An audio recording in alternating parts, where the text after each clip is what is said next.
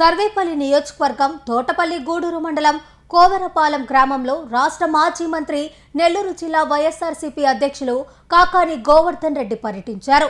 స్వర్గీయ కుడుముల శేషమ్మ ఉత్తర క్రియల కార్యక్రమానికి స్థానిక నాయకులు తలమంచి సురేంద్రబాబు, మండల అధ్యక్షులు ఉప్పల శంకరయ్య గౌడ్తో కలిసి హాజరయ్యారు. అనంతరం ఆయన మాట్లాడుతూ అభివృద్ధి గురించి నిత్యం ఉపన్యాసాలు ఇచ్చే టీడీపీ నాయకులు ఎక్కడ అభివృద్ధి జరిగిందో చూపించాలని సవాల్ విసిరారు. అభివృద్ధిపై బహిరంగ చర్చకు సిద్ధమని చెప్పే సోమిరెడ్డి తనతో చర్చకు రావాలని సవాల్ చేశారు. జగనన్న ముఖ్యమంత్రిగా గ్రామ స్థాయి నుంచి అభివృద్ధి చేసే టీడీపీ ప్రభుత్వం అవినీతి చేయడంలో అభివృద్ధి చెందుతుందని ఎద్దేవా చేశారు. అధికారంలో ఉన్నా లేకపోయినా నిత్యం ప్రజల పక్షాన పోరాడుతూనే ఉంటామని ప్రభుత్వాన్ని హెచ్చరించారు.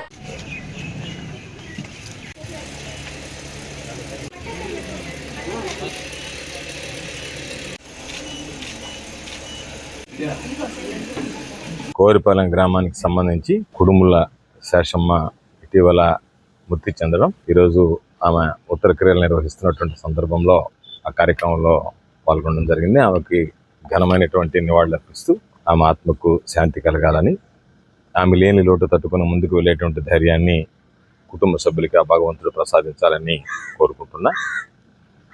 దాంతోపాటు ఈరోజు గ్రామానికి వచ్చినటువంటి సందర్భంగా ముత్తుకూరు, తోటపల్లి, గూడూరు మండలాల్లో ఈరోజు పర్యటన. గత వారం రోజులుగా దాదాపుగా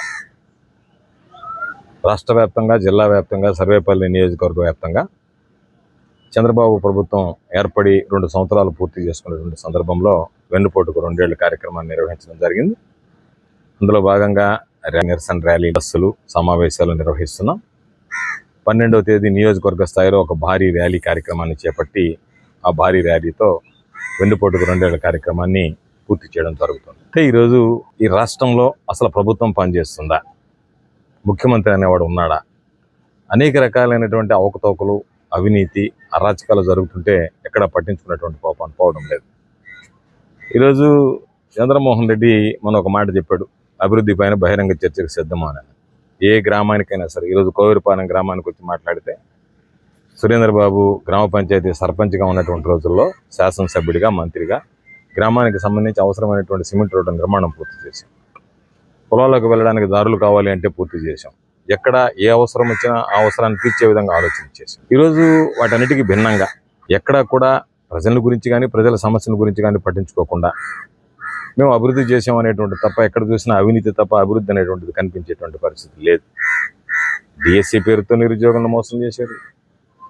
పాపం పెన్షన్లు ఇస్తానని చెప్పి 2 సంవత్సరాలకు ఒక పెన్షన్ వచ్చినటువంటి దాఖలాలు ఎంతమంది పాపం వితంతువులు ఎదురు చూస్తున్నారు, వృద్ధులు ఎదురు చూస్తున్నారు.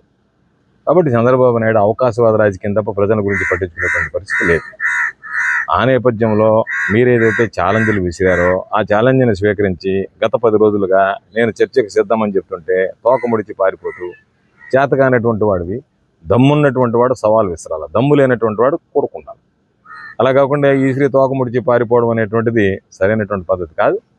దేనికైనా అభివృద్ధి ఏం జరిగింది మా హయాంలో, మీ హయాంలో ఏం జరిగింది, మీ హయాంలో ఏం అవినీతి జరిగింది, మా హయాంలో ఏ విధంగా అవినీతి జరిగింది అనేటువంటి దాని మీద కూడా చర్చకు సిద్ధంగా ఉన్నాం. ఇప్పటికైనా తోకముడిచి పారిపోకుండా నీ ఏజెంట్లని, నీకు సంబంధించినటువంటి చెంచాలని పంపించేటట్టు కాకుండా ఎక్కడైనా పలానా వేదిక, స్థలము, సమయం ఇస్తే చర్చించడానికి సిద్ధంగా ఉన్నాం. ఈరోజు వచ్చినటువంటి దారి నారాయణ రెడ్డిపేట నుంచి తోటపల్లి, గూడూరు వరకు ఎంతమంది ఎమ్మెల్యేలు రాలేదు, ఎన్ని ప్రభుత్వాలు రాలేదు. జగనన్న ముఖ్యమంత్రి అయిన తర్వాత దానికి శాశ్వత పరిష్కారం ఉండాలని చెప్పి పేడూరు గ్రామంలో అయితే నిలవడానికి, తిరగడానికి వీలేని పరిస్థితి. పాపం సురేంద్రబాబు అయితే ఎన్ని సందర్భాల్లో ఇసుకపాలెం దగ్గర ఆ మండల కార్యాలయానికి వస్తే గుంటలు, మోకాల్లో గుంటలు. అటువంటిది పూర్తి స్థాయిలో శాశ్వత పరిష్కారం కింద సిమెంట్ రోడ్డు నిర్మాణం చేశాం. కాబట్టి ఎక్కడైతే అవసరం ఉందో గ్రామాల అభివృద్ధి చేసాం, మంచినీటి అవకాశం కల్పించాం, సాగునీటి అవకాశం కల్పించాం, రోడ్లు, డ్రైన్లు వేసాం, ప్రధానమైనటువంటి రహదారుల పునర్నిర్మించాం. అభివృద్ధి అంటే ఏమిటనేది చూపించాం. ఇళ్ల స్థలాలు ఇచ్చాం, ఇళ్ల స్థలాలతో పాటు ఇళ్ళు మంజూరు చేసాం. ఈరోజు దారిలో వచ్చేటువంటిది పాపం సురేంద్రబాబు పోరాడి ఆ రోజు వాళ్ళతో మాట్లాడి ఇస్తే ఈరోజు ఇళ్ళు బ్రహ్మాండంగా వచ్చే కొన్ని ఇళ్ళు ఇంకా పాపం కట్టుకుంటున్నారు. అత్యంత ఖరీదైనటువంటి స్థలాల్లో ఇళ్ల ప్లాట్లు ఇచ్చి ఇళ్ళు నిర్మించి ఇచ్చాం. ఈరోజు ఇళ్ల స్థలాలు లేవు, ఇళ్ల నిర్మాణం లేదు, కట్టుకున్నటువంటి ఇళ్ళకి బిల్లులు లేవు. అన్ని విధాల అభివృద్ధి అటకెక్కింది తప్ప మరొకటి కాదు. కాబట్టి ఇటువంటి నేపథ్యంలో గ్రామాల్లో ఎక్కడికి వెళ్ళినా సరే జగన్మోహన్ రెడ్డి హయాంలో జరిగినటువంటి అభివృద్ధి, మా హయాంలో జరిగినటువంటి అభివృద్ధిని గురించి ప్రజలు మాట్లాడుకుంటున్నారు. దాంతోపాటు చంద్రబాబు దగ్గర నుంచి సోమిరెడ్డి దాకా జరిగినటువంటి అవినీతిని కూడా గొప్పలుగా మాట్లాడుకునేటువంటి పరిస్థితి ఏర్పడింది. ఖచ్చితంగా అధికారం ఉన్నా లేకపోయినా, అధికారంలో ఉన్న ప్రతిపక్షంలో ఉన్న ప్రజలకు ఎల్లవేళలా చేరువలో ఉండి వైఎస్ఆర్ కాంగ్రెస్ పార్టీ సంబంధించిన నాయకులకు కానీ కార్యకర్తలకు కానీ కుటుంబ సభ్యులుగా భావించి వాళ్ళకి తోడునట్టుగా నిలుస్తాం. అన్ని విధాల సంపూర్ణమైనటువంటి సహాయ సహకారాలు అందిస్తామని సందర్భంగా తెలియజేస్తూ, పెద్దామె కుటుంబల శేషమ్మ మరణానికి సంబంధించి మరొకసారి ఆమెకు ఘనమైనటువంటి నివాళులు అర్పిస్తూ ఆయన ఆత్మకు శాంతి కలగాలని, కుటుంబ సభ్యులకి ఆమె లేని లోటు తట్టుకుని ముందుకు వెళ్ళేటువంటి ధైర్యాన్ని భగవంతుడు ప్రసాదించాలని కోరుకుంటున్నాను.